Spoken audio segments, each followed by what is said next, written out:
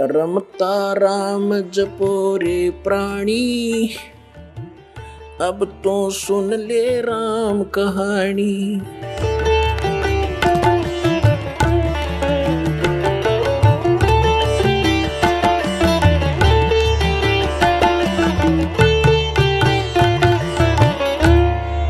तो प्रसंग चल रहा है कि हम उस स्थान को भूल गए जहां जाकर हम सदा सुखी रहेंगे, और हम सभी पहले वही रहते थे।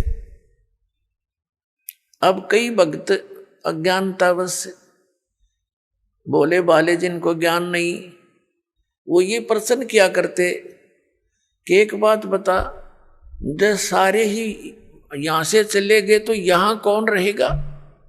बता, वो नैया ही चिंता हो रही है कि यहां कौन रहेगा बता। अरे यहां यूं तो एक पत्थर है, घूमता रहेगा, हमने क्या ठेका ले रखा है पृथ्वी का? ये मंगल ग्रह जो चांद और ये सारे धक्के खाने लग रही है, फिर जाएगा। हम अपने सतलोक में चलेंगे, इसकी हमने क्या क्या करना? ये तो जिसका हुआ आप संभालेगा इसने। तो कहने का भाव ये है कि हम इतने रंग गए यहाँ पर।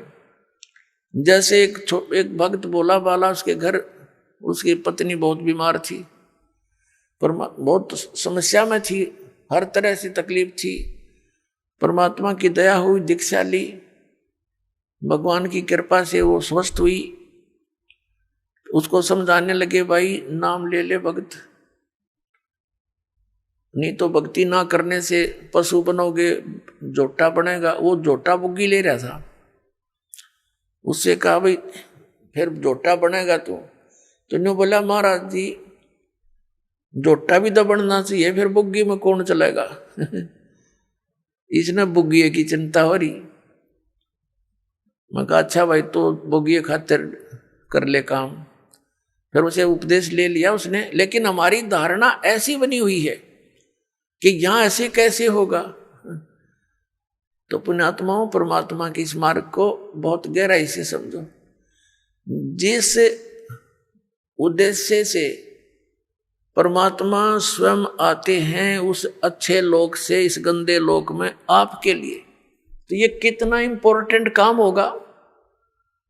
एक ऐसे वैसे तो भगवान इतनी दूर से आए नहीं, आपको ये ज्ञान देने के लिए कि तुम यहाँ के रहने वाले नहीं हो, सतलोक में एक बहुत सुख है, और जिस सुख को तुम यहाँ खोज रहे हो ये तुम्हें 1000 लाख करोड़ वर्ष खोजते रहो तो नहीं मिले।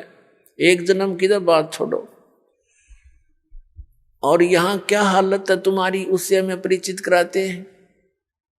उधर से काल के दूत भी अपनी खूब काल प्रेरणा से अज्ञान का प्रचार स्प्रे कर रहे हैं जगह जगह। अपने आत्माओं, परमात्मा ने आकर हमें इसलिए ये ज्ञान दिया क्योंकि हम उनके बच्चे हैं। और ये जो काल हमारा दुरुपयोग कर रहा है, हम इसके बच्चे नहीं हैं। अपने बच्चों को कोई ऐसा दुखी कर सकता है? किसी की टांग कट गई, किसी की आंख फूट गई, और किसी का हाथ कट गया, किसी का बेटा मर गया, किसी की बेटी मर गई, कोई कैंसर से पीड़ित है, कोई पशु पक्षी बनकर, गधे कुत्ते बनकर बिष्टा खा रहे हैं, टट्टी खा रहे हैं। तो ये कोई अपने बच्चों को ऐसे दुखी कर सकता है? तो इस भगवान को हम अपना मालिक मान सकते हैं? यहाँ का जो स्वामी है ये काल है। इसका उद्देश्य हमें पीड़ित करना और विचलित रखना है, भ्रमित रखना, ताकि इनको भगवान का ज्ञान ना हो जा और कहीं ये भाग ना जा। तो उससे पहले ये अपने संत भेज के हमारे वो भी बच्चे परमात्मा के वो संत हैं, या जैसे भी उस काल का फंस गए, वो उस अज्ञान के मास्टर बन गए, उस अज्ञान को जगह जगह प्रचार करने लगे। भोली आत्माओं ने उनको संत महात्मा मानकर उनके एक एक वचन को शिरोधार्य कर लिया। अब ये सच्चा ज्ञान जब आता है तो वो पुराना पेंट उतरता नहीं जल्दी सी। तो दास के ऊपर दया करी परमात्मा ने कि पहले इन सभी सदग्रंथों का ज्ञान करवाया, और फिर इन संतों के वचनों को देखा कि ये क्या बताते हैं, हमारे सदग्रंथ क्या बताते हैं। फिर पता चला कि ये तो भाई गलत कर रहे सारा काम, ये तो आसपास में नहीं सदग्रंथों के। 1 2 3 4 10 सैकड़ों की संख्या में इन संतों को के इतिहास को, इनके ज्ञान को दास ने पढ़कर देखा। शायद ये तो अच्छा महात्मा दिखाई देता है, इसका शायद ठीक मिल जावे।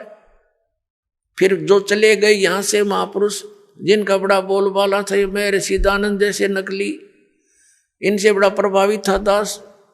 और दास ने इसके सत्यार्थ प्रकाश को इस उद्देश्य से इस तत्व ज्ञान की प्राप्ति के बाद पढ़ा। पहले भी पढ़ते थे, पहले समझ में नहीं आता था कुछ भी कि महापुरुषों की वाणी हम नहीं समझ सकते, ये सोच कर रख देते थे इसको। ऐसे इन पुराणों को रख देते थे, भाई ये तो भगवान की माया है, हम कैसे समझ सके। और जब दास की परमात्मा ने वो आंखियां बना दी तत्व ज्ञान वाली, उस दृष्टि से जब इनको देखा, उन चश्मों से, तत्व ज्ञान वाले चश्मों से, फिर देखा अरे नाश कर रखा सारा, कख भी नहीं इनके पास, ना वेदों वाला ज्ञान, ना कोई संसारिक व्यवहारिक बातें ठीक इन लोगों की।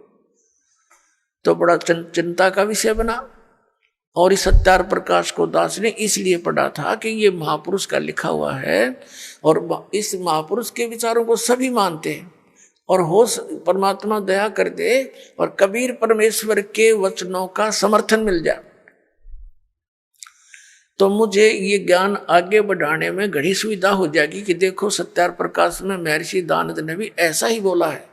अब देखा तो महर्षि दानंद ऐसा नकली पाया को देखा को नहीं मैंने, और तेरा गजब भैया, एक भी व्याख्या वेदों और किसी से भी नहीं मिल रही सदग्रंथों से, तो बड़ा दुख हुआ। तो इसलिए फिर जनता के सामने रखने शुरू किए कि ये ओरिजिनल नोट है, हमारे सदग्रंथ तो ओरिजिनल नोट है और ये डुप्लीकेट नोट है इन संतों के, जिनको तुम ओरिजिनल मान करके ग्रहण किए हुए हो। अब प्रारंभ में तो दास को बड़ी कठिनाई का सामना करना पड़ा, क्योंकि श्रद्धालु लोग ये कहते हैं कि किसी की आलोचना नहीं करनी चाहिए, अपना ज्ञान बताओ। अरे अपना अपना सारे बताओगे तो सबका अपनी अपनी डफली, अपना अपना राग, फिर वो ज्ञान के रह गया तो जो जैसा कहेगा वो तो ऐसा चल ही रहा था। फिर पुण्यात्माओं, जैसे एक बार किसी ने 500 के नोट नकली छाप लिए और वो मार्केट में पहुंच गए, उनका पता लगा सरकार ने, तो फिर जनता को ठगने से बचाने के लिए एक समाचार पत्रों के माध्यम से, टीवी के माध्यम से ओरिजिनल और डुप्लीकेट दोनों दिखाए, उनकी भिन्नता बताई। ओरिजिनल ऐसा होता है, डुप्लीकेट ऐसा होता है। तो क्या सरकार आलोचना कर रही थी? एक महापरोपकार कर दिया ना, लाखों लोग ठगे जाते, गरीब व्यक्ति मारे जाते, जिनके 5-7 हज़ार रुपये होते रुए ठग नकली कागजों में लग जाते। तो पुण्यात्माओं, दास का यही प्रयत्न समझ लेना, ये पूरा विश्व याद किया करेगा इस दास को। ठीक है, दास को बहुत कठिनाइयां आई हैं,